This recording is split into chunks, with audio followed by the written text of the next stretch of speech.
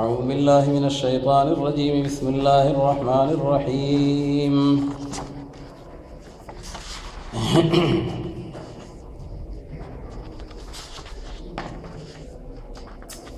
ولا تكونوا كالذين تفرقوا واختلفوا من بعد ما جاءهم البينات وأولئك لهم عذاب عظيم يوم تبيض وجوه وتسود وجوه. اس الله رب العالمین دی امت مسلمتا دا امر بالمعروف او دا نهی عن المنکر دا غي ډیوټي ورته حواله کړه چې دا امت خو بخپل هم په هدایت باندې قائمي خو نور خلق به هم صراط مستقیم طرف ته رابلی او دا بنوي چې ګنیره بس زخپل په هدایت باندې ولاړم نو دا زما د پاره هغه کافی ده بلکې د باندې لازمی ده چې دیو امر بالمعروف او نهی عن المنکر د خپل بساط مطابق کوي. اوس الله تعالی فرمایي چې هغه خلق چې هغه په دین کې ډلبازي شروع کړي وي يهود او نصارا او اهل کتاب او هغه تفرق شروع کړي وو او ځان له مختلف ډلې او جماعتونه او داغي جدا جدا چې کنه میدانونه جوړ کړي وو نو تاسو د هغه خلقو په شانته مکیږئ. پیغمبر علیه الصلاۃ والسلام یو حدیث مبارک دا فرمایلی دي چې بنی اسرائیل دوا او یا فرقه هغه جوړ شي او زما امت چې ده هغه بدري او یا فرقو کې تقسیمیږي كلهم في النار الا واحده دا ټول به کوم نه په غلطه باندې خو صرف یو فرقه چاغي ته ناجیه وي چاغي به د اور نه محفوظ وي او هغه فرقه ده ما انا عليه واصحابي چې زه په هغه باندې روان یم او زما صحابه کرام په کمالار باندې روان دي اهل سنت والجماعت. نو ما انا عليه نو دا اهل سنت شو در سنت لار شو او بیا زما صحابه کرام په هغه باندې روان دي نو دا جماعت د صحابه کرام مراد دي. نو الله رب العالمین فرمایي چې د هغه خلق بشان د رضان نه جوړوي چې کوم خلق په دین کې ډلبازي او تفریقي هغه جوړې کړي وي او بیا د قیامت هغه منظر الله تعالی پیش کوي چې باغی کې بسنه خلق تور مخونو والوي او سنه خلق بسپینو مخونو والوي سنه اهل نور دي او سنه اهل ظلمت دي سنه کامیاب دي او سنه ناکام دي. نو الله تعالی فرمایي دا هغه ناکامۍ نه ګرځان بچ کړي دا غي د پاره د قران او سنت هغه لار اختیارول هغه لازمی دي. ولا تکونوا کالذین او مکه گئے تاسو پشانت د هغه خلقو چاغي اختلاف کړو تفرقوا ډل ډل شیو واختلفوا او هغه اختلاف کړو من بعد ما جاءهم البينات نه اختلاف کړو یعنی فی الاعتقادات مختلف عقیده خپل کړي وي د ځان نه چې کوم نه هغه په دین کې مختلف ډلې جوړې کړي وي رسل د هغه نه چراغلی دوی ته هغه دلایل واضحه او دغه کسان چې دین داغي د پر عذاب عظیم الشان دی یعنی فی الاخرته یوم تبیض وجوه فهغه ورځ باندې چې سپین بشي ډیر مخونه او تور بشي ډیر مخونه یو مؤمنین دي او یو کافرین دي. نو د مسلمانانو مخونه هغه بسپین وي او باغی باندې به د نور او د برکت داغه علامات وي او کفار دي مشرکین نو هغه به تور مخونه والوي. قران پاک کې داغه ذکر راغله ده وجوه یومئذ مسفره ضاحکه مستبشره داغه اهل سعادت دي او نیکان خلق دي. ووجوه یومئذ علیها غبره ترهقها قطره دا د مخونه وای چې باغی سمې ایره ته چڼ شوی دي او تک تور او بیکاره اولئک هم الکفرة الفجر الله وی دا کافران او فاجران خلق بوي. نو الله وی په دغه ورځ باندې با هغه نتیجې میلاویږي نو د خلقو د مخونو نو پته لګي چې دا پیل دی او دا پاس دی. یوم تبیض وجوه وتسود وجوه فاما الذين اسودت وجوههم پس هر جهه کسان دي نو دا مخ کې اجمال او دا هغه تفصیل دی خو په تفصیل کې لف او نشر غیر مرتب دی ځکه چې ال د سپینو مخونو والا په اجمال کې مخ کیو او په تفصیل کې تور مخونو والا مخ کی دي او الته په اجمال کې تور مخونو والا رستو او دلته کې چې کم دینو هغه سپینو مخونو والا هغه بیا رستو شوی دي. نو بهرحال دواړه طریقې دي فصاحت او د بلاغت لف نشر مرتب هم دي او لف نشر غیر مرتب هم دي. قران حکیم مختلف طریقې د فصاحت او د بلاغت په لیکلي دي. پس هر جاغه کسان دي چې تور شوی دي مخونه داغي اکفرتم بعد ایمانکم یعنی یقال لهم هغې ته به دا ویلی کېږي من جانب الله چې کفر کړی تاسو وروستو د هغه ایمان راوړو ستاسو نه نو پس اوسه کوئ تاسو هغه عذاب لره په سبب د هغه باندې چې وایي تاسو چې کفر به م کوو واما الذین ابیضت وجوههم او هر چې هغه کسان دي چې راڼه دي او سپین دي مخونه د هغې ففي رحمت الله یعنې ففي الجنه هذا من قبیل ذکر الحال و اراده المحل جنت چې دی نو دا محل د رحمت دی او دا دواړه طریقې د مجاز دي کله ذکر د حال او مراد تینا محل لکه دلته ذکر د رحمت او مراد تینا دی محل د رحمت چې هغه جنت دی نو دا اهل جنت شو او کله ذکر د محل کیږي او مراد تینا حالي موږ خپل اصطلاح کې یو بل ته وایو ویل کې یو ګیلاس راوړه نو دا نه چې انتش ګیلاس ولا راوړه هغه یو ګیلاس شربت غواړي یا یو ګیلاس اوبه غواړي یا یو پیاله را باندې وسکا نو دا پیاله چې کومه د وسپنې ده یا د چونې ده نو خو څوک نشي څکلی یعنی یو پیاله چې په هغې کې اوبه نو ذکر د محل دی او مراد دی هغه حال دی هغه کوم چې په هغې کې نازل شوی دی هغه دی نه مراد دی دواړه طریقې د مجاز دي او دا مجاز چې دی نو دا د فصاحت او د بلاغت هغه اعلی معیار دی چې کوم قرآن پاک خپل کړی دی نو ففي رحمت الله یعنی ففي الجنه او دی به په هغې کې همیشه همیشه لپاره وي تلک آیات الله نتلوها دغه چې کوم بیانېږي نو دا آیتونه د الله رب العالمین دي چې مونږ تلاوت کوو د آیتونه په تا باندې ای نبي کریم صلی الله علیه وسلم په حق سره او نه دی الله رب العالمین چې هغه اراده کوي ظلم په هغه خپلو مخلوقاتو باندې الله چا سره ظلم او زیاتې نه کوي او خاص د الله رب العالمین دپاره چونکې دوی د الوهیت د عیسی علیه السلام د هغې قایله وو نو مطلب دا دی چې الله تعالی ظلم په مخلوق باندې نه دی کړی تاسو هم هغه ته معبود مه وایئ ځکه چې شرک دا خو ظلم عظیم دی د توحید عقیدې باندې قایم شئ او عیسی علیه السلام ته چې کوم دی د خدای نسبت مه کوئ بل مخلوق ته ځکه چې ښکته بره چې څومره کائنات دی نو د دې مالک صرف او صرف یو الله دی نو الله مالک شو ښکته بره ټول مملوک شو نو عیسی علیه السلام هم د الله تعالی مملوک دی هغه د الله تعالی چې کوم دی بنده دی نو هغه ته د خدای نسبت هغه مه کوئ ولله ما فی السماوات و ما فی الارض او خاص د الله رب العالمین دپاره دي ټول هغه څیزونه چې هغه په اسمانونو کې دي او ټول هغه چې په ځمکه کې دي او خاص په طرف د الله رب العالمین باندې واپس کېږي ټول کارونه کنتم خیر امة اخرجت للناس اوس د دې امت چې کومه ډیوټي ده الله تعالی فرمایي ځان نه د یهودو نصاراو په شانتې مه جوړوئ چې یاره په دین کې هم برغنډي جوړ کړي دي ښه په دین کې هم د ځان نه واړه واړه کورکي جوړ کړي دي او بس هغه د هغه سړي معیار دی او هغه د هغه محور دی داسې نه ادخلوا فی السلم کافه مخکې هم راغلی او پوره دین کې او پوره داخلیږي نو معاملات دي که عبادات دي او که هغه ټول د زندګۍ کومه شعبه ده په هغې کې به د قرآن پاک د هغې اتباع کوئ اوس مخکې ذکر وشو چې ولتکم منکم امة يدعون الى الخير پتاسو کې د داسې یو ډله وي چې هغه د امر بالمعروف او د نهي عن المنکر وظیفه انجاموي نو هلته کې راغلی او منکم نو هغې کې دوه احتمال او یا دا چې هغه من تبعیضي شي نو په تاسو کې یو ډله او بعضې کسان داسې پکار دي او یو دا چې من تبییني شي د بیان دپاره نو بیا دا چې هغه تاسو امت چې نو په هغې کې چې کوم دی د امت ډیوټي دا ده نو دې ځای د هغې خبره واضحه کړه چې یوازې یو ډله نه بلکې ټول امت من حیث الامت هغې ته د امر بالمعروف او د نهي عن المنکر د هغې ډیوټي هغه تفویض ده البته په هغې کې بیا فرق دی چې کوم عالم دی نو د هغه خپل طریقه ده د امر بالمعروف او د نهي عن المنکر چې کوم غیر عالم دی نو د هغه خپله ډیوټي ده هغه به مسایلو کې ګوتې نه وي چې کوم مسله ورته معلومه نه ده نو دی به په هغې کې ګوتې نه وي دا به علماو ته پرېږدي که یو سړی حاکم دی نو دی به امر بالمعروف او نهي عن المنکر کوي خو د ډنډې په زور باندې به یې کوي چې کوم په اسلام کې چې کوم دی نو د هغې کومه طریقه ده چې که د قرآن قانون دی او په هغې باندې پیغمبر علیه الصلاة والسلام به څرنګې عمل کو نو په هغه طریقه باندې به پرې عمل کوي او که دی محکوم دی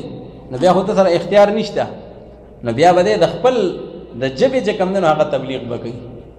نو څوک به چې کوم دی په یو طریقه باندې کوي خو ټول امت چې دی نو دا داعي امت دی دی به د الله تعالی هغه لارې ته او صراط مستقیم طرف ته به خلق هغه برابري دې وجه نه پیغمبر علیه الصلاة والسلام وفرمایل چې من رأى منکم منکرا فلیغیره بیده دا نهی عن المنکر ده ناکاره کار یې ولیدو نو په لاس دې منع کړي نو که اوس حاکم دی نو بیا خو د سره اختیار شته یا که مثال په تور دی د ادارې سربراه دی نو د سره د خپل ادارې تر حده پورې اختیار شته نو د په لاس باندې هغه ناروا منی کی کده د کور سربراه دی چې کم سونه د اختیار دی او کچره په هغه باندې قدرت او طاقت نه نو بیا د فبلسانه په جبل داغي تبلیغ کی کدام طاقت نه لري نو بیا فبقلبه او وذلك اضعف الايمان دا په ایمان کې د ټولو نه هغه ضعیف ترین او د ټولو نه هغه کمزوري مرتبه ده خو دعوت الی الله بخامخا کوي چې مسلمان دی نو دی داعی دی نو الله تعالی ټول امت ته خطاب کوي کنتم خیر امه او سوال لا دی چې کنتم تاسو وی غوره امت هرن کې دا امت خو نه دا امت خو اوس دی غوره امت د حال خبره ده نو یا خدا دې چې کنتم فی علم الله دا الله په علم کې تاسو مخکې الله تعالی معلومه ده چې دا بغوره امتی او دا په آخره زمانه کې راځي نو بیا چې کوم دنو ځکه ورته دا هغې چې کوم دنو هغه صیغه استعمال کړې ده کنتم خیر امت او بیا کله دا ده چې ماضي په معنا د مضارع سره مضارع په معنا د ماضي سره نو دا ماضي په معنا د مضارع سره خو صيغه د ماضي ذکر راوړي چې په تحقق باندې دلالت وکړي چې دا خبره یقیني ده او دا قطعي ده کنتم خیر امت یہ تاسو بهترین امت اخرجت معنا اظهرت چې تاسو ښکارا کړی شوی د پاره د نفع د خلقو ته به نفع رسوي او هغه نفع دا ده چې حکم به کوئ تاسو خلقو ته په هغه نیکۍ سره او منع کوئ به تاسو خلق د نارواو او د خلاف شرع کارونو نه وتؤمنون بالله او تاسو به ایمان راوړئ په الله رب العالمین باندې بل ته به د خیر تبلیغ کوي خو په خپله او په خیر باندې او په هدایت باندې قایم یې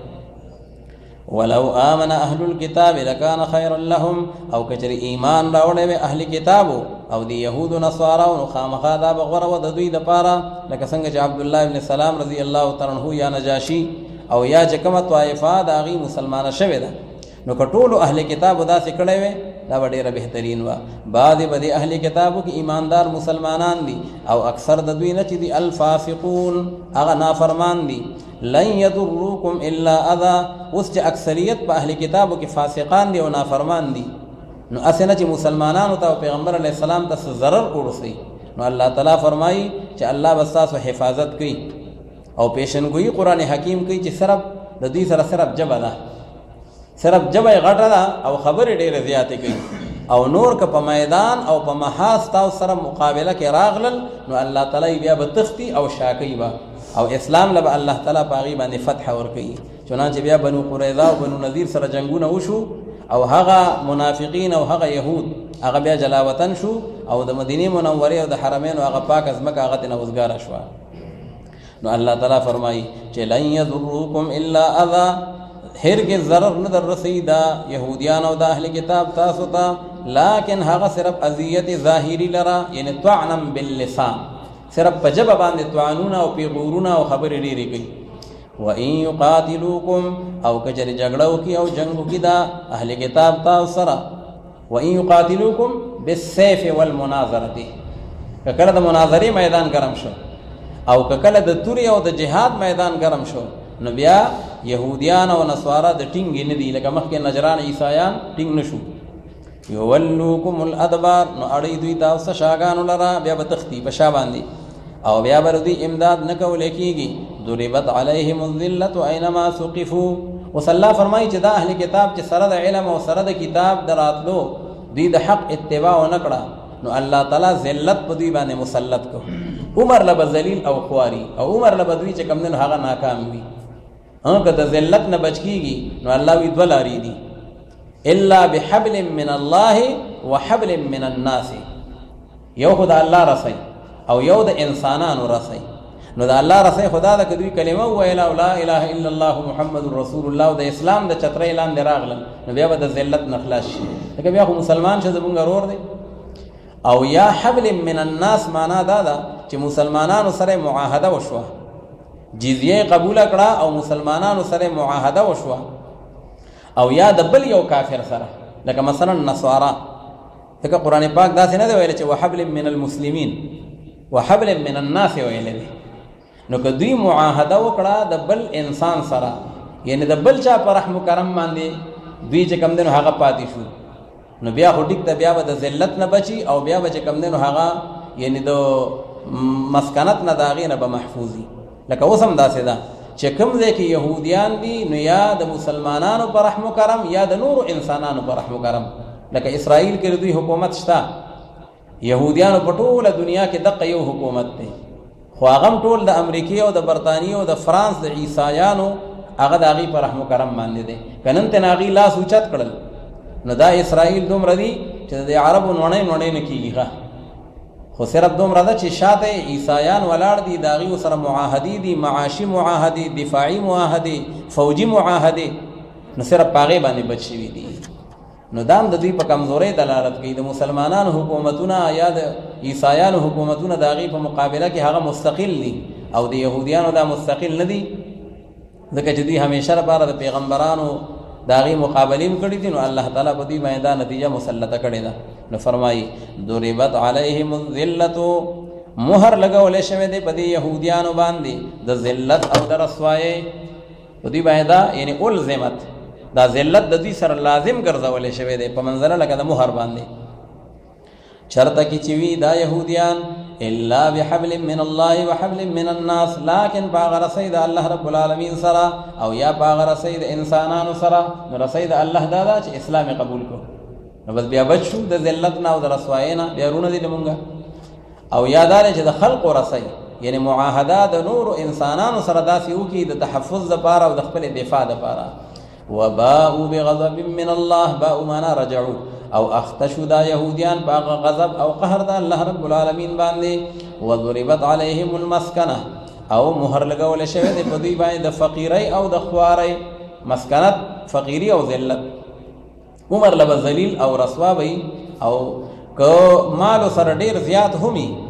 خدا دې چې د زړه سترګې به اوږي، د زړه سترګې به مړېږي نه،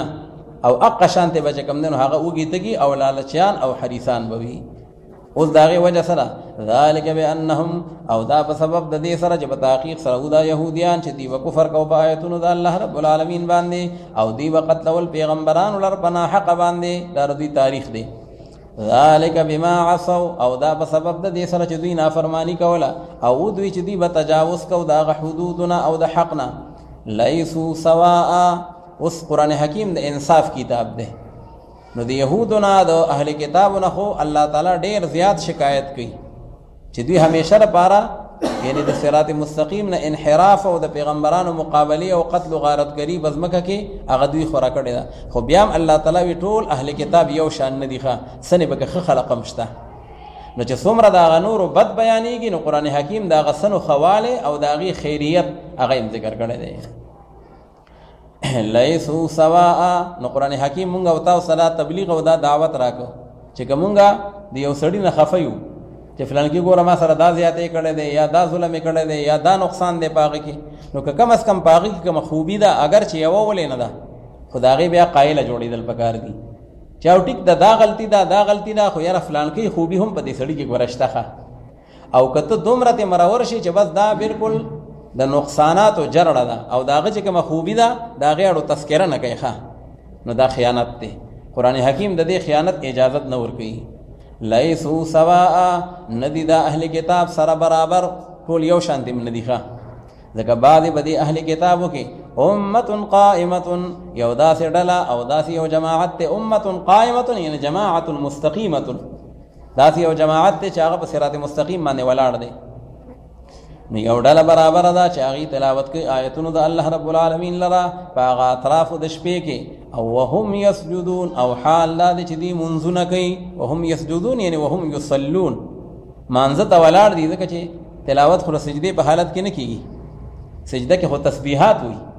نو وهم یسجدون یعنی وهم یصلون، هذا من قبیل ذکر الجزء و اراده الکل. یؤمنون بالله، او دغه کسان چې د ایمان راوړي په الله رب العالمین باندې او په ورځ د آخرت باندې، او حکم کوي خلقو ته په نیکۍ سره او منع کوي خلقو لره د نارواو نه. ویسارعون فی الخیرات، او دوی ګړندي کېږي په طرف د طاعاتو باندې، فی الخیرات یعنی فی الطاعات،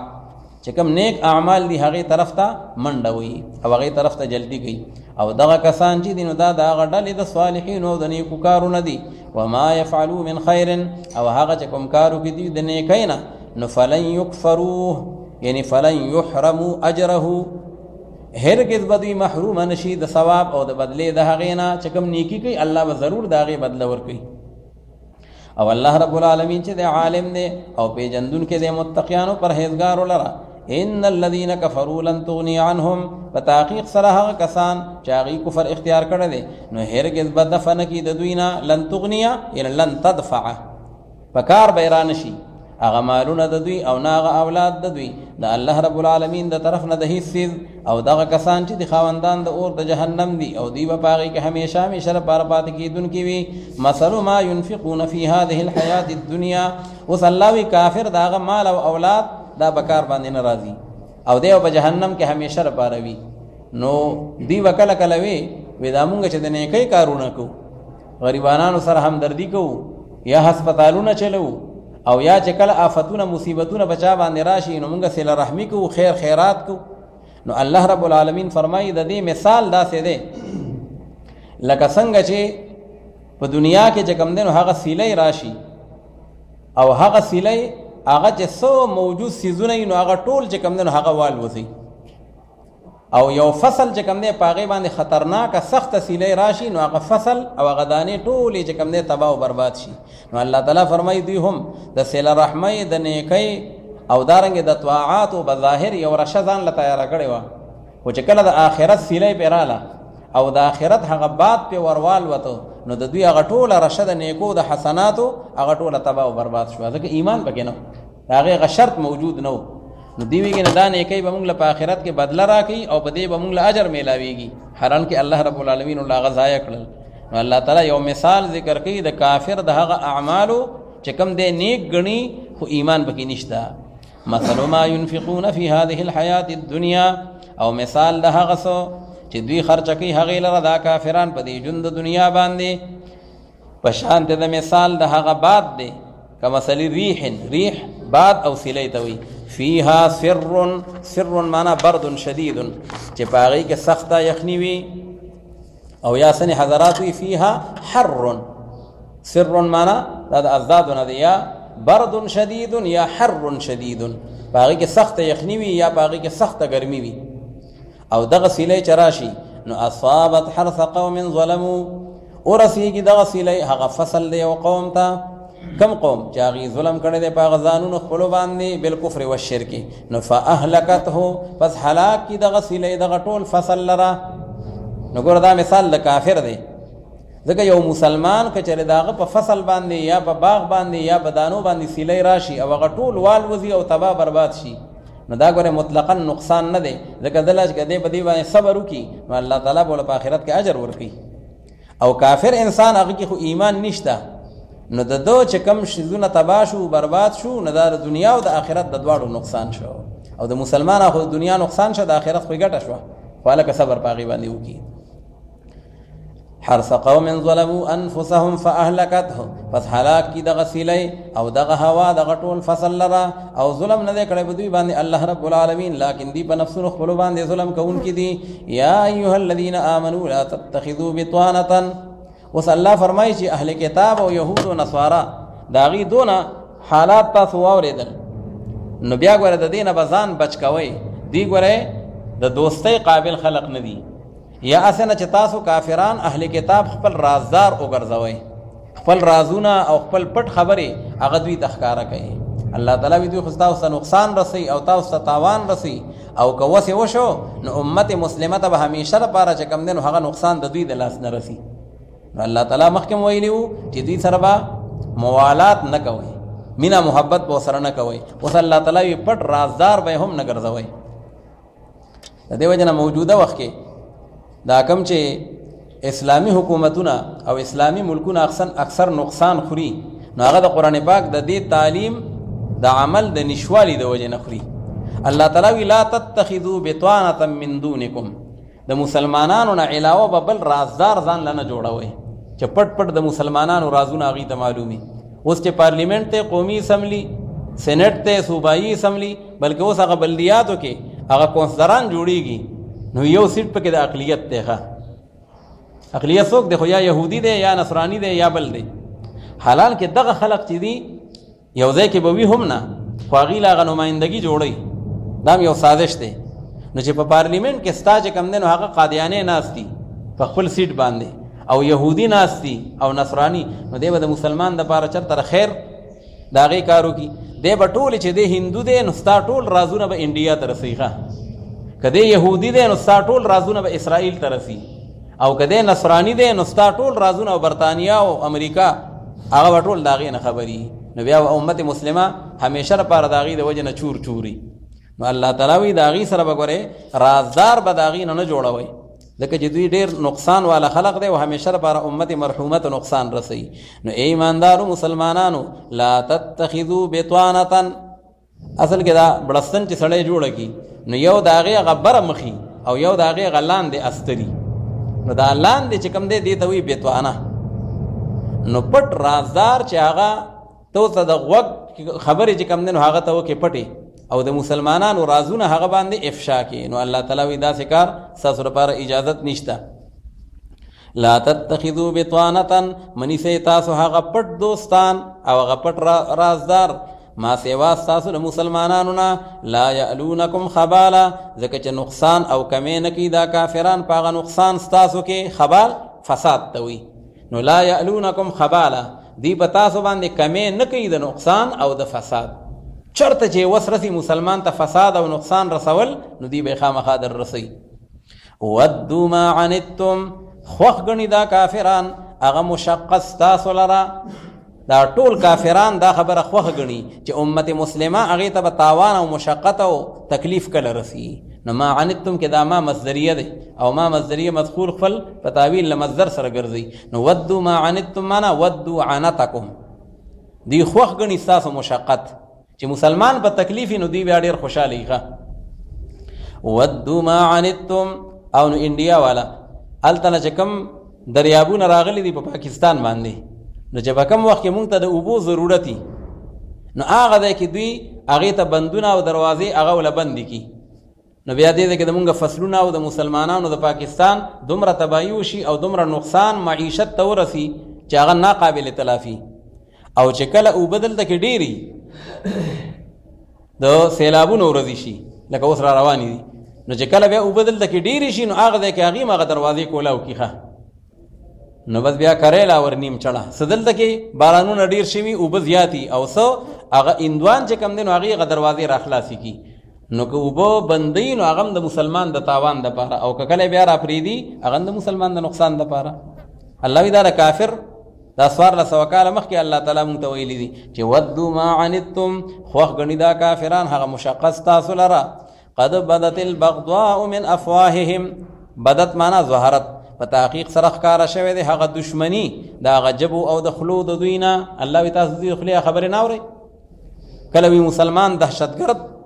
کله وی اسلام نعوذ بالله دهشتګرد مذهب دی، او کله قرآن حکیم ته بیا نسبت کوي چې کوم د جهاد آیتونه دي. نو الله وی هغه بغض او هغه دغه چې کوم دی دشمني د دې د خلو نه واضحه شوې ده. او دغه څه کوي وما تخفي صدورهم اکبر، او هغه چې پټوي هغې لره سینې او زړونه د دوی اکبرو، یعنی اکبرو مما بدا، هغه ډېر لوی دی د هغې نه چې کوم ښکاره شوی دی. دا کوم بغض چې ښکاره کړی دی دا خو لا لږ دی. الله وی که تاسو د دې دا زړه ولټو نو دننه پکې د اسلام خلاف سم لوی لوی چې کوم دی نو هغه یعنی مجسمې موجودې دي، او د اسلام خلاف چې کوم دی سم لوی لوی کارخانې د سازش هغه پکې موجود دي چې دا اسلام به کله نقصان خوري. اوس الله تعالی ما خود ته بیان وکړو دوست دشمن وپېژنئ. اوس تاسو خو هغه که پېژنئ که نه پېژنئ، که عقل د بقي خو خپل دشمن وپېژنئ. قد بینا لکم الآیات، نو ګوره مسلمانانو ته الله تعالی واعتصموا بحبل الله جمیعا، آپس کې خپل رونه شئ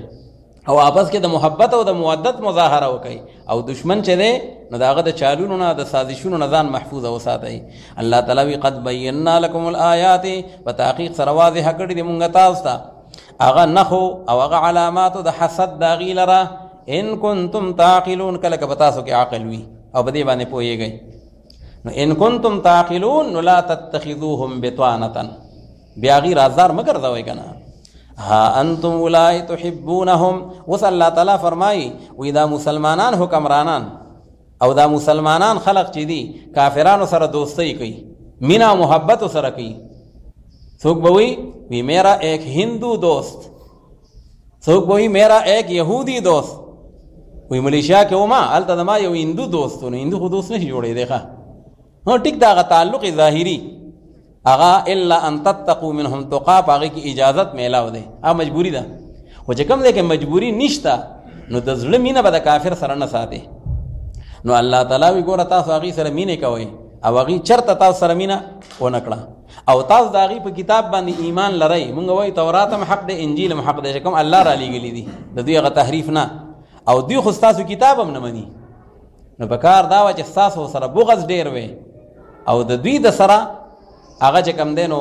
یعنی کم وی، او معامله الټه ده، د هغې د سره بغض کم دی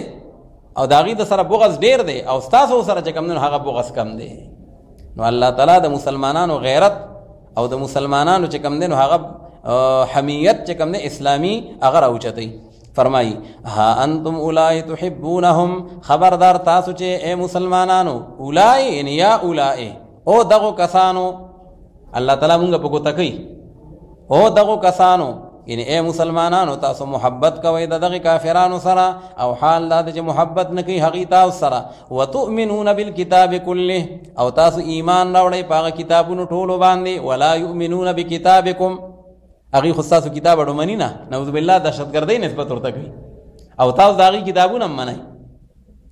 نو په کار خدا وه چې بیا د هغې سره محبتونه نه کوئ. واذا لقوکم قالوا آمنا، او په هغه وخت کې چې کله دوی میلاو شي تاسو سره نو وایي دوی چې مونږ ایمان راوړی دی، او په هغه وخت کې چې کله دوی ځان لشي واذا خلو یعنی مزو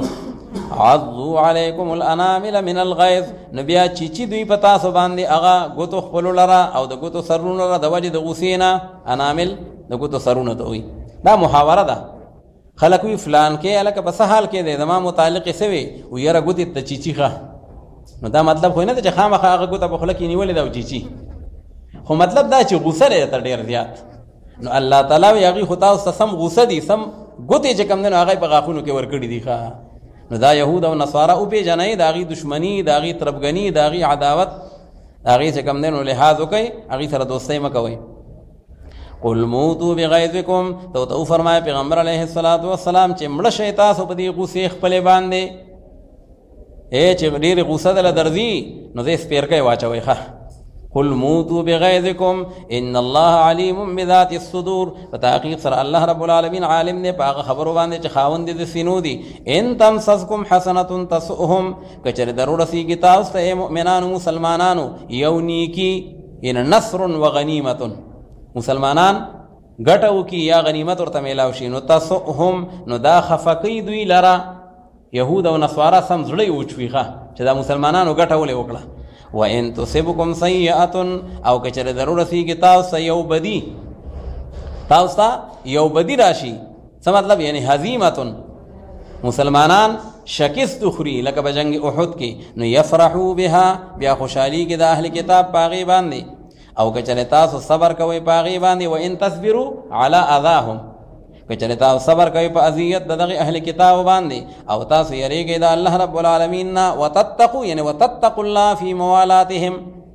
نو لا یضرکم کیدهم شیئا، ضرر نه در رسوي تاسو ته هغه تدبیر او سازش د دوی د هیڅ څیز. په تحقیق سره الله رب العالمین په هغه څه باندې چې عمل کوي دوی هغې لره محیط راګیرونکی دی. وَإِذْ غَدَوْتَ مِنْ أَهْلِكَ تُبَوِّئُ الْمُؤْمِنِينَ مَقَاعِدَ لِلْقِتَالِ وَاللَّهُ سَمِيعٌ عَلِيمٌ. اوس الله تعالی د اهل کتاب او د یهود و نصارا او سازشونه او د هغې حالات هغه مونږ ته ذکر کړل. نو اوس دوه واقعې الله رب العالمین ذکر کوي. یو واقعه د غزوه بدر ذکر کوي، او یو واقعه چې کوم دی نو هغه د غزوه احد ذکر کوي. چې ګوره په غزوه احد کې په هغې کې مسلمانانو ته بظاهر تکلیف میلاو شو،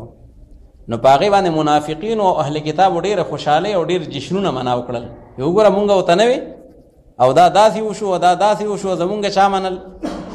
او یو واقعه د غزوه بدر ذکر کوي چې په غزوه بدر کې مسلمانانو بری بیا موندو،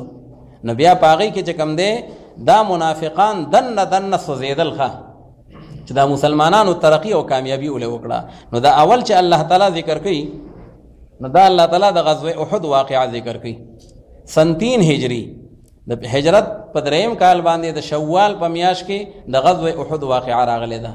او احد یو غر دی مدینه منوره کې، پیغمبر علیه السلام احد جبل یحبنا ونحبه، دا داسې غر دی د ما سره مینه ده او ما د سره مینه ده. او پیغمبر علیه السلام ورته یو پیری وروخوتو او پیغمبر علیه السلام سره حضرت ابوبکر صدیق او حضرت عمر او حضرت عثمان رضی الله تعالی عنهم درې واړه موجودو. نو دا احد د ډېر خوشحالۍ نه په حرکت کې راغی، جومنے لگا. نو پیغمبر علیه السلام په هغې باندې خپه مبارکه را پرېښودله، ورته یې اسکن یا احد، غلی شه، په ټیکاو شه، فان علیک نبی وصدیق وشهیدان. تا ته پته ده په تا باندې څوک د پاسه ناست دي، یو د الله نبی دی مبارک او یو صدیق دی او دوه شهیدان دي. پیغمبر علیه السلام پیشنګویي وکړه چې حضرت عمر به هم شهید کیږي او حضرت عثمان به هم شهید کیږي، او بیا شهیدان شول. رسو د اسلامی خلافت او د اسلامی حکومت د هغې چې کوم دی د بقا او د تحفظ دپاره او د پیغمبر علیه السلام د هغه میراث د تحفظ دپاره هغې بیا د ځانونو نظرانه یې پیش کړه. نو چې کله غزوه احد کې کافران د هغې پته ولګېدله چې راغلي دي او مدینه منوره باندې چړایي کول غواړي، نو پیغمبر علیه السلام صحابه کرام ټول راغونډ کړل او هغې سره یې مشوره وکړه چې یاره موږ له په دې موقع باندې څه پکار دي او څه وکړو.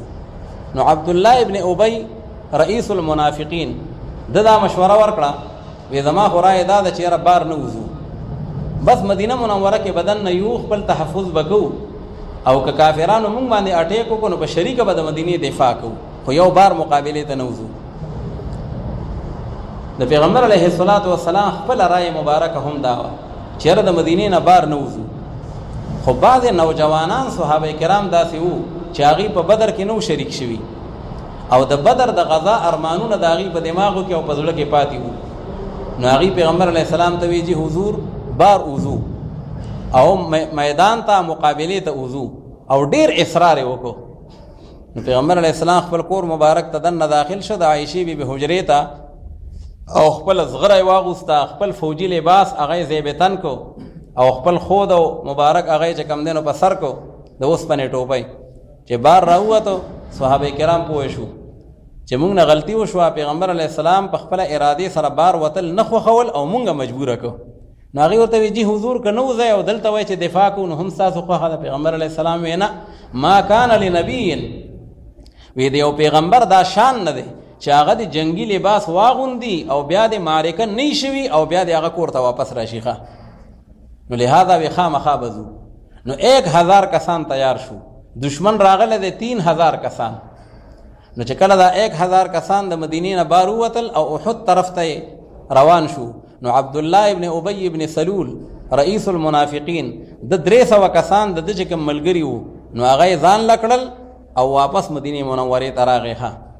د اسلامي فوج نه جدا شو، وی یاره زمونږ څوک مني نه، زمونږ مشورې ته څوک غوږ نږدي، زمونږ خبره څوک اوري نه، نو بیا ځان څه له هلاکت ته غورځو، چېرته 1000 کسان او چېرته 3000 کسان،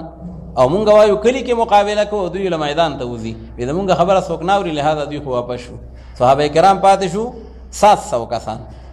جنگ شروع شو. پیغمبر علیه السلام هغه جبل الرمات د تیراندازو یو غرو داسې یو ډبه و غونډکۍ وه، 50 کسان په هغې باندې کېنول. عبدالله ابن جبیر رضی الله تعالی عنه د هغې امیر کو، او هغه ته دا ځای به ساتئ، دا مورچه به سنبالوئ، او وی نصرنا ام هزمنا، که مونږه ګټو که مونږه بایلو، خو دا ځای باندې به ناست یې او راځئ به نه. چې کله جنگ شروع شو په اوایلو کې مسلمانان غالب شو، کافران په مخه واخیستل او ډېر قتل عام هم پکې وکړه او څه کسان یې ترې مړم کړل او هغوی په مخه مسلمانان ورپسې. نو هغه په غونډکۍ چې کوم ناست کسان وو هغوی به بس میدان خو مونږ وګټو، راځئ چې اوس کوز شو او غنیمتونه راغونډ کړو، ځکه دا هم د اسلام یو عمل دی، غنیمت سنبالول. لکه صحابه کرامو باندې بعضې حضرات لکه روافض شیعګان هغوی بیا صحابه کرام یادوي، نو کله وي احد کې به ګوړې او کله وي حنین کې به ګوړې. نعوذ بالله دا صحابه کرامو سره اوس به راشي بار بار. ټیک تر هغې نه یو غلطي شوې ده او زمونږ دا عقیده ده چې صحابه کرام دا معصوم نه دي او په دې کې د الله حکمتونه وو. الله جهان د دنیا ته دا ښایي چې که پیغمبر د وخت موجود دی علیه السلام او داسې مبارک جماعت هم موجود دی، خو په هغې کې جماعتي ډسپلن کمزوری شو او په هغې کې جماعتي نظم و ضبط د ټوټ پوټ شکار شو او د پیغمبر علیه السلام په تعلیماتو باندې عمل کې کمزوري راغله، نو بیا به ګټلی جنگ هغه به بیلت باندې بدلیږي. نو دا د قیامته پورې الله تعالی یو سبق راولېږو. نو صحابه کرامو ته په هغې کې مورد الزام ګرځول، ځکه الله تعالی رسوي ولقد عفا عنکم، نو لام هم داخل دی په قد باندې او قد داخل دی په ماضي باندې، نو معنا به د قسم ورکوي. الله وي زما د قسم چې ستاسو غلطي معاف کړې ده. نو چې الله معاف کړه نو بیا څوک کوجا نشته چې هغه بیا په صحابه کرام باندې ګوتې اوچتې کړي یا په هغې باندې الزام ولګوي. نو بهرحال صحابه کرام هغې ور روان شو. هغه امیر صاحب ورته وی چې ګورئ پیغمبر علیه السلام وی چې دې ځای نه به ځئ نه، که زمونږ غوښې مارغان وتښتولې خو تاسو به ځئ نه، لهذا مه ځئ. هغې وی نه، د نتلو مقصد دا و چې کئ پورې مونږه جنگ نه ګټلی. هغې اجتهاد دا و، او چې کله جنگ وګټو نو خبره ختمه شوه. بهرحال ټول لاړل، صرف 10 کسان یا کم و بیش دا په غونډکۍ باندې پاتې شو. حضرت خالد ابن ولید رضی الله تعالی عنہ او عکرمه ابن ابي جهل رضی الله تعالی عنہ چې هغه وخت کې دوی لا اسلام نو قبول کړي او دا د کفر په جنگ کې لړاوېدل. نو دوی چې وکتل چې هغه غونډۍ خالی شوه، نو د بل طرف نه چې کوم دی نو راتاو شو او په هغه غونډۍ باندې اټیک وکړو. چې کوم 10 کسان چند کسانو هغه هم ټول شهیدان کړل او بیا راکوش شو. نو چې راکوش شو میدان ته، نو دوی د یو طرف نه شو او هغه نور هزارو فوج چې وو هغه د بل طرف نه راغی او مسلمانان په منځ کې راګیر شو. نبی کریم صلی الله علیه وسلم هغه چې کوم دی یو کافر دی ابن قمیه، هغه یو کاڼی راواخیسته او پیغمبر علیه السلام ته وی خذه وانا ابن قمیه، لکه مونږ پښتو کې وایو درې وړو، وی درې وړو وی زه چې کوم دی د ابن قمیه زما نوم دی. او چې هغه کاڼی را پرېښود نو پیغمبر علیه الصلاة والسلام سر مبارک هم په هغې زخمي شو او غاښ مبارک رباعي غاښ هغه شهید شو. او دی ور وړاندې شو چې یاره پیغمبر علیه السلام شهید کی، لیکن حضرت مصعب ابن عمیر رضی الله تعالی عنہ میدان ته راټوپ کړو او د پیغمبر علیه الصلاة والسلام تحفظ یې وکړو. ابن قمیه په مصعب ابن عمیر رضی الله تعالی عنہ باندې حمله وکړه او هغه شهید کو، چونکې هغه په شکل او شباهت کې د رسول الله صلی الله علیه وسلم سره بالکل یو شانته و. نو بس هغه چغه کړه وی قتلت محمد صلی الله علیه وسلم، ما حضرت محمد صلی الله علیه وسلم مړ کړ. هلته شیطان چغه ولګوله الا ان محمدا قد قتل، حضرت محمد صلی الله علیه وسلم شهید شو. دا आवाज اوریدلو چې صحابه کرامو خو اسم حالات ګډوډو او حوصله نورم خطا شو. نو چا توري ارتاوي کړي د جنگ فائدہ نشته، او چا میدان ته ټوپ کړ چې اوس خو بیا د ژوندۍ مقصد نشته، دا ژوندۍ تعالی کول پکار دي. او څوک په ځای باندې کېناستل، بیا د هغې نه پس پیغمبر علیه الصلاة والسلام ورته اوازونه وکړل صحابه کرامو ته چې الی عباد الله الی عباد الله انی رسول الله من کر فله الجنه. د خدای بندگانو ما طرف ته راځئ، د خدای بندگانو ما طرف ته راشئ. ځکه پیغمبر علیه السلام دوی نه لیده او داسې حالات تر بترو، نو ټول ما طرف ته راشئ، زه د الله پیغمبر یم، زه میدان نتلو والا نه یم. او وی چې چا دوباره اټیک وکړو په کافرانو باندې حمله وکړه نو هغه به الله رب العالمین جنت ته بوځي.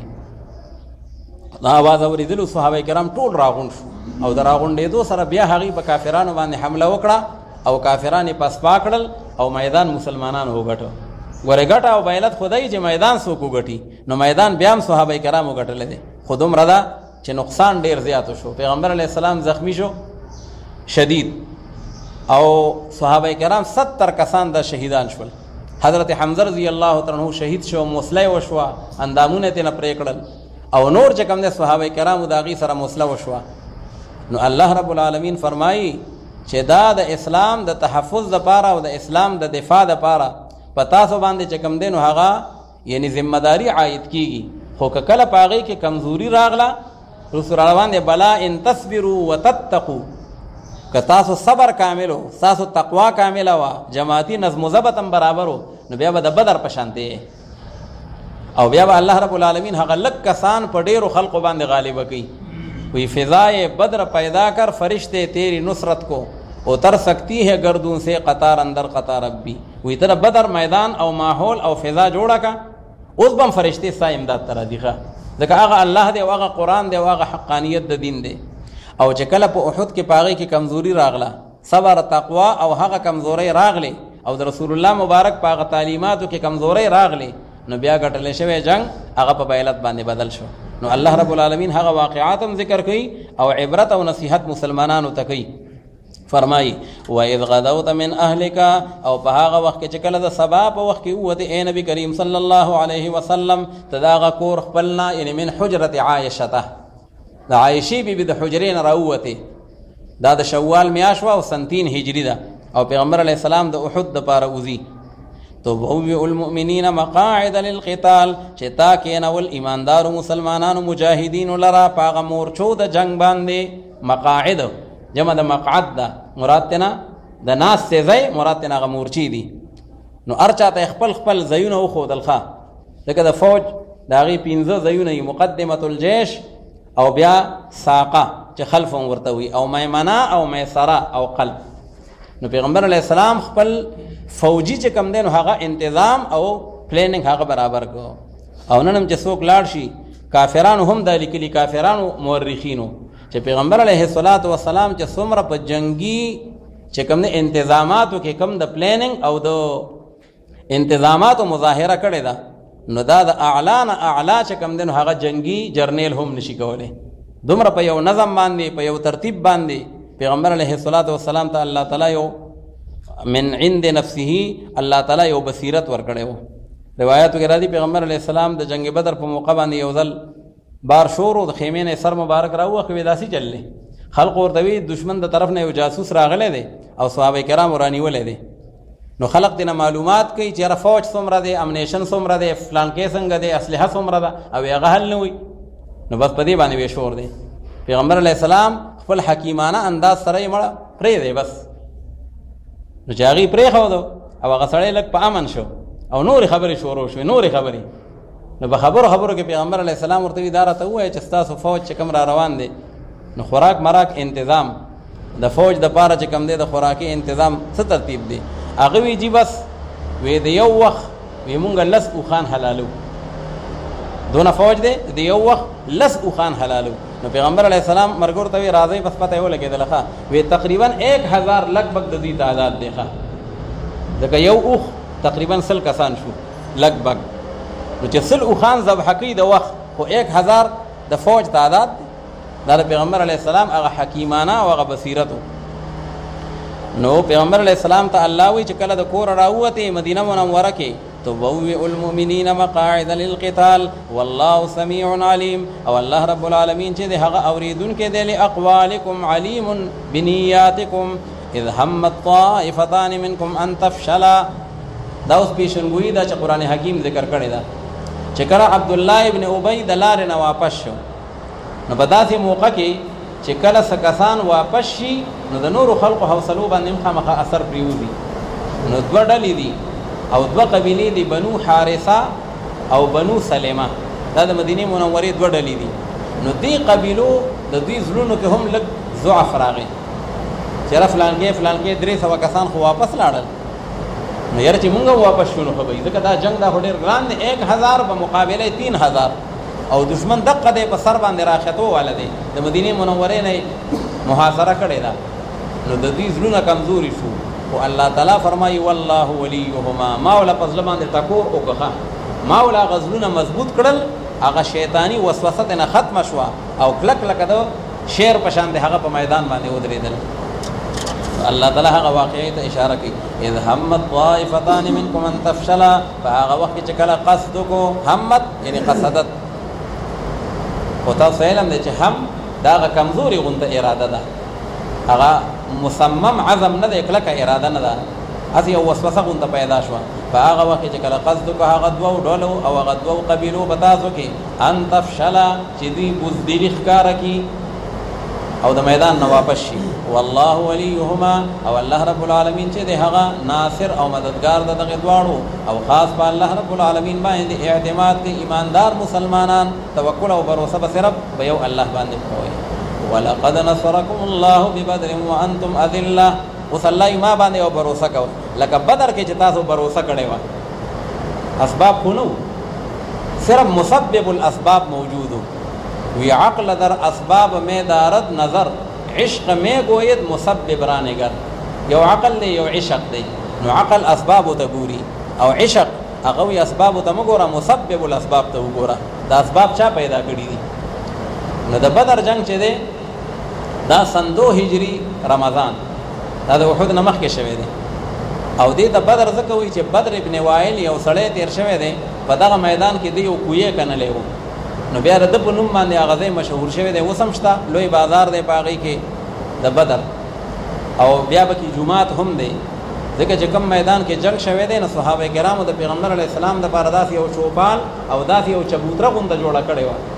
چې د هغې نه ټول میدان جنگ ښکارېده، خپل ملګري مو ته ښکارېدل او مخالفین مو ته ښکارېدل. او پیغمبر علیه السلام په هغه ځای کې تشریف فرماو، نو په هغه ځای باندې یو جومات جوړ شوی دی، مسجد العریش، چوپال والا جومات، چبوترې والا جومات. نو بهرحال دا رمضان سن 2 هجري و. پیغمبر علیه السلام ته دا پته ولګېدله چې د قریشو یو قافله چې هغه تجارتي قافله ده او د شام نه را روانه ده مکې مکرمې ته،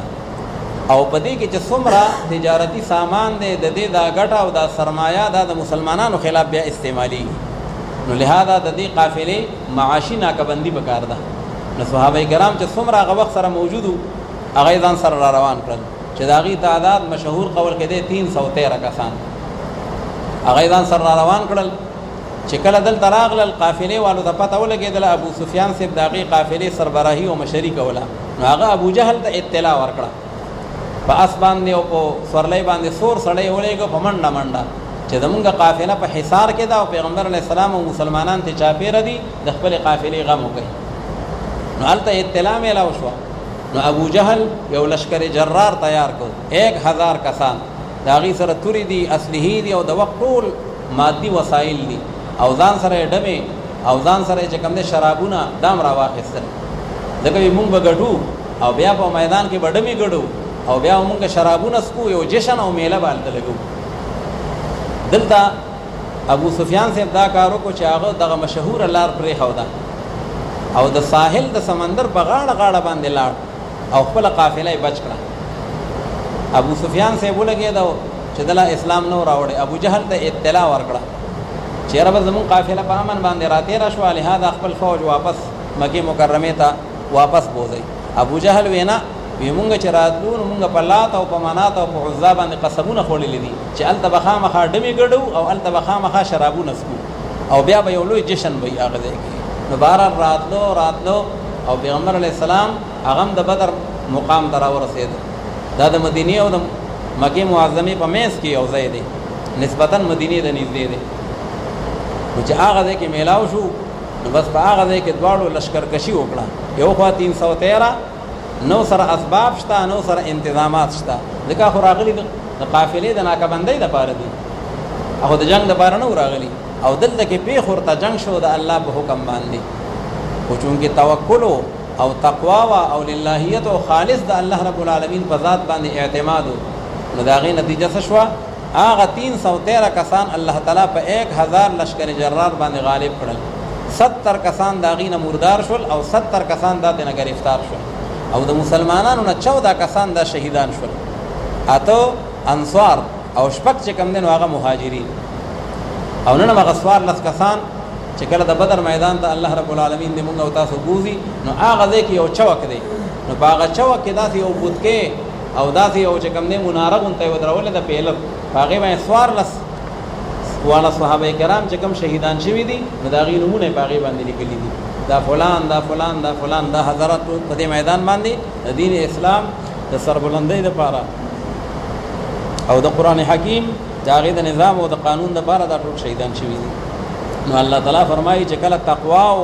توکل کاملو نو بیا الله رب العالمین تاسو له په بدر کې د هغې نمونه ښودلې ده. ولقد نصرکم الله ببدر، او خامخا په تحقیق سره امداد کړی او تاسو سره الله رب العالمین د بدر په مقام باندې. وانتم اذلة، یعنی وانتم قلیلون عددا وعددا، وانتم اذلة تاسو لږ وی لږ، عددا شمارم لږو، ځکه تاسو 313 او هغې 1000، وعددا او د سامان په لحاظ سره هم تاسو لږ وی، ځکه صحابه کرامو سره صرف 2 اسونه دي، ټول فوج سره 2 اسونه او 6 نیزې او 8 تورې، او باقي ټول کسان هغې سره لختې او لوړې او چا سره لیندې دي،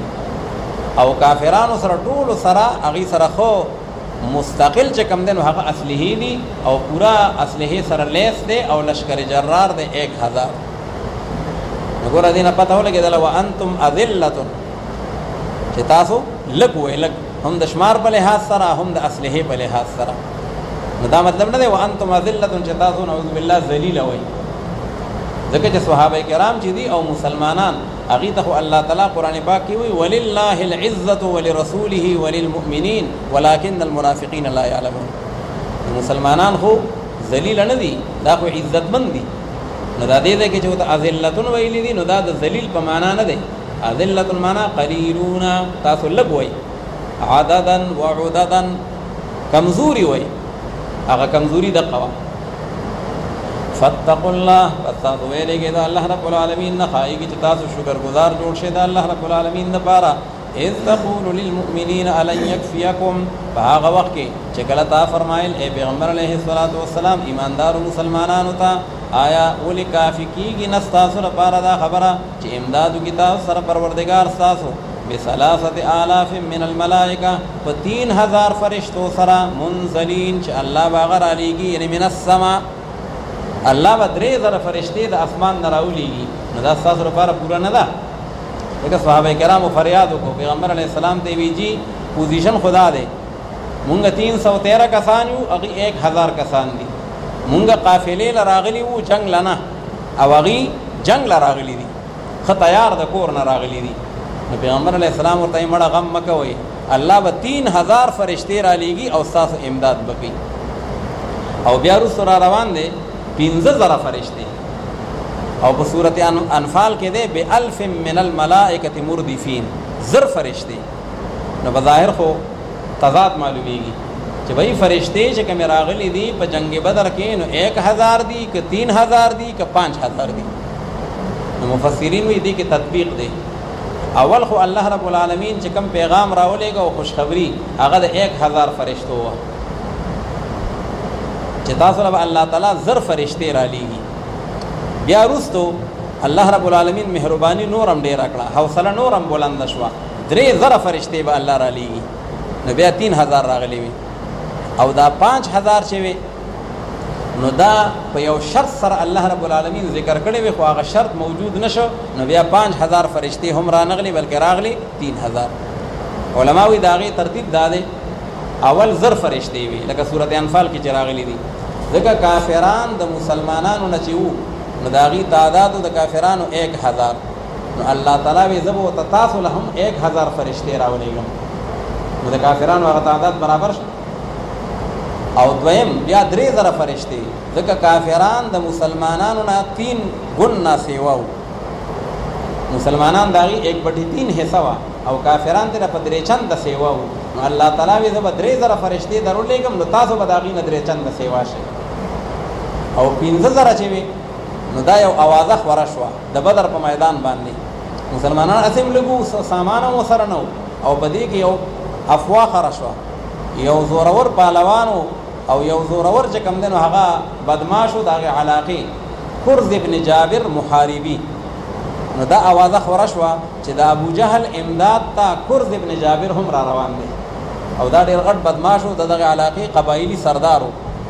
نو مسلمانانو سره غم شو، مونږ اسیم لږ یو او دوی را باندې ډیر دي، او لکه کرز ابن جابر هم راغی، نو بیا خو به دوی نور هم ډیر شي. نو الله رب العالمین ورته وفرمایل چې که چېرې کرز ابن جابر د ابو جهل پارټۍ امداد له راغی، نو بیا به زه نورې مزید 2000 فرشتې درلېږم، خو چونکې بیا کرز ابن جابر رانغی، هغه هسې افوا وه او هغه رانغی، نو هغه 2000 فرشتې هم رانغلي. نو فرشتې څومره راغلي دي؟ 3000 فرشتې. اوس یو سوال دی چې یو فرشته هغه ابو جهل پارټۍ له پوره وه، ځکه یو جبریل علیه السلام چې په وزر کېښودو، نو د لوط علیه السلام هغه ټول قومونه هغه به یې بره راوچت کړل او اړولي به یې چې کوم د ځمکې له را پرېښودل. نو دې ځای کې بیا 1000 او 3000 هغې ته څه ضرورت و؟ نو جواب دا دی چې اصل کې الله رب العالمین رسو را روان دی، دا صرف د اطمینان قلب دپاره او صرف د تسلی د مسلمانانو دپاره او د حوصلې د بلندۍ دپاره دا فرشتې رالیږلې وي. باقي جنگ یې کړی دی یا نه دی کړی، دې کې 2 قول دي، ښه تاریخي او د احادیثو مبارکو. یو قول دا دی چې او فرشتو هم جنگ کړی دی، بعضې صحابه کرام وایي مونږ به یو کافر پسې ور روانو، او چې کله ور روان به شو په دې کې به چې کوم دی مونږ آواز واورېدو چې اقدم حیزوم اقدم حیزوم، حیزوم را وړاندې شه. حیزوم دا د جبریل علیه السلام د اس نوم و. نو چې مونږ ورتلو او مونږ وی چې کافر نصر وو، نو زمونږ د ګزار نه مخکې به د نصر هغه ځای کې ارتاو پروت و. نو دې نه معلومېږي چې بعضې فرشتو جهاد کړی دی. او دویم قول دا دی چې نه فرشتو جهاد نه دی کړی هغوی صرف حوصلې بلندې کړي دي د مسلمانانو او هغوی له